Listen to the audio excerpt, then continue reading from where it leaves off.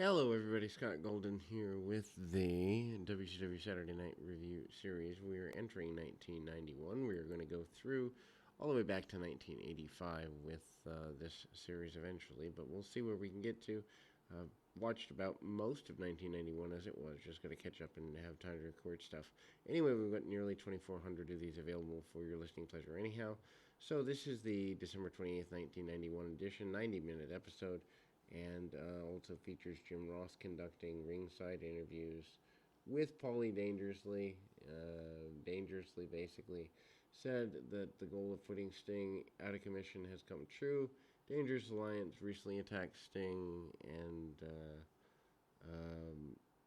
then basically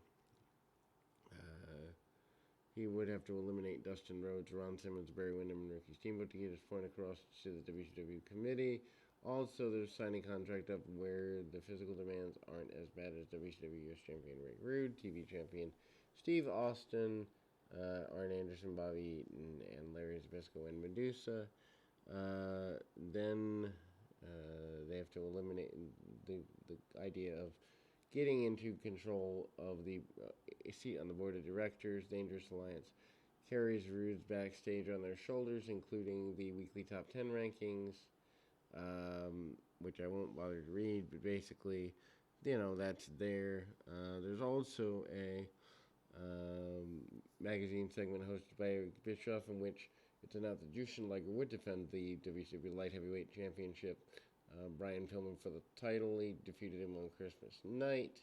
At the Omni, footage is then shown of the Dangerous Alliance recently attacking Marcus Alexander Bagwell. Till Sting attempts to make the save, and Steamboat matches consecutive weeks against Austin, including Ross conducting ringside interview with Ron Simmons regarding his in-ring return to WCW Tag Team or to WCW action at Battle Bowl, Starrcade, and then being in action January 1st at the Omni. Anyway, so we open up with Ricky Steamboat, Dustin Rhodes, with Barry Windham defeating John Peterson and Chris Sullivan, 314. Steamboat pins Sullivan for the crossbody off the top ropes. Rhodes held Sullivan in the air.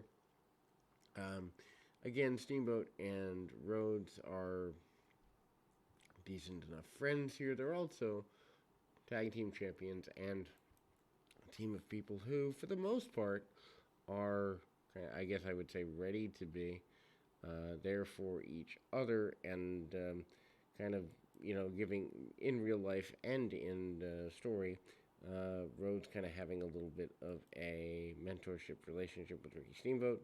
Good for his career. Steamboat does obviously the majority of the technical wrestling. Barry Windham on the outside, former tag team partner of Dustin Rhodes. They're kind of moving through that. Steamboat comes up with headlocks and all of that. Dangerously post this match does his promo, as mentioned, talking about the destruction and dissolution of the Dangerous Alliance. Crossbody by Steamboat leads to a victory here. Dangerously's promo is worth going out of your way to see if you like such things. Also, then we go to the top 10, as mentioned before. Cactus Jack out next. Cactus Jack kind of going back and forth with his Abdullah the Butcher love-hate. Ian Weston is Jack's opponent. Didn't know that Jack was here this early in 1991. For some reason, I thought he came back in 92, not 91, but my timing may be incorrect. Punch, kick, body slams, and the double arm DDT from Cactus Jack. Cactus Jack still doing the leopard pants thing here. WCW Magazine thing, as we talked about. Highlights of Steamboat and battling with Steve Austin, and the continued attacks of Steamboat by the Dangerous Alliance, multi-person, and that's kind of there. Terry Taylor up next. Terry Taylor still doing the tailor-made man thing, still doing the Alexander York kind of thing. Terry Taylor, punch kick, very basic match on his adversary.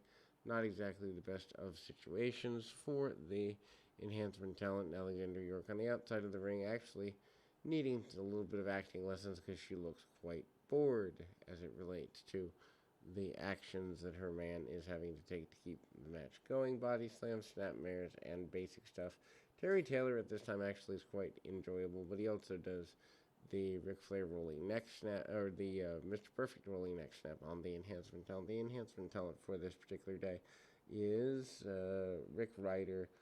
Beats him with a firearm in 3:19. York called him to use the neck breaker. After the bout, Jim Ross conducts an interview with Taylor and York, in which York tells Taylor that she didn't pay him to think on his own, but to follow her directions. Taylor then said they should go their separate ways, but York asked him to join a meeting later in the night to discuss the situation further, and Taylor agreed. York uses her feminine wiles to get Taylor to agree. You would think with this angle that they might be taking Terry Taylor in a babyface direction. You would think incorrectly. Then we go to PN News fighting Mr. Hughes to a no contest around the 42nd mark. Hughes nails News in the face into the steel barrier and gouges his eyes. Referee and a bunch of referees come out making the save. Prior to the bout, it's announced that News would face the Diamond Stud following night on the main event. News is helped backstage. Bobby Eaton with Paulie dangerously pins Joey Maggs with the Alabama Jam. 7:28 during the bout, it's announced that Johnny Vivad would face light heavyweight champion Jushin Liger at the following week's Omni card. I do not understand putting Joey Maggs in there with Bobby Eaton and giving them 7 minutes. It just doesn't make sense. Isn't a need for the match to go on that long. But again, when you're filling TV time for the sake of filling TV time, which apparently they did 30 years ago too, I guess you can see where that would happen. Anyway, Bobby, not that there's anything wrong with 7 minutes of Bobby Eaton, but Bobby Eaton and Joey Maggs doesn't need to be 3 minutes, let alone 7. Needless to say, we kind of go forward here and getting to a hour-long program is a slog on this particular week.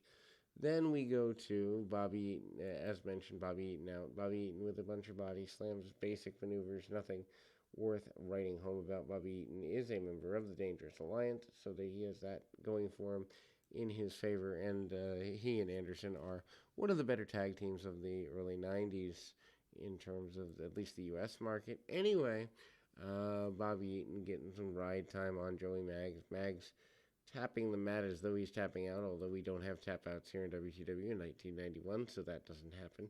Alabama Jam by Bobby Eaton, who continues his run.